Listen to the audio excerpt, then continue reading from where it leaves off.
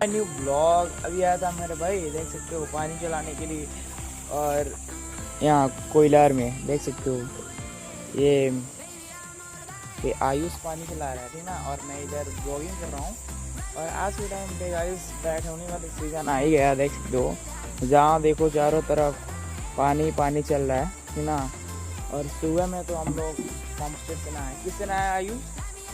आयुष किससे नहाए? देख सकते हो पानी चलाकर वो जा रहा है घर, और मैं इधर अभी ब्लॉगिंग कर रहा हूँ ना। देख सकते हो एक कूलर इधर और एक कूलर उधर, है ना। ये तीसरा कूलर है और उधर वाला मेरा है, वहाँ पर है जो ईंट के पास, ठीक ना गाइस। और 2 दिन से वीडियो अपलोड नहीं हो पा रहा था क्योंकि कोई अर्जेंट वर्क था, ठीक ना। और आज से डेली वीडियो अपलोड होगा, ठीक ना गाइस। आई होप ये वीडियो को पसंद है। तब तक के लिए लाइक सब्सक्राइब करना मत भूलना। मिलते हैं नेक्स्ट वीडियो में और तगड़ा वाला ब्लॉग के साथ। तब तक के लिए जय हिंद।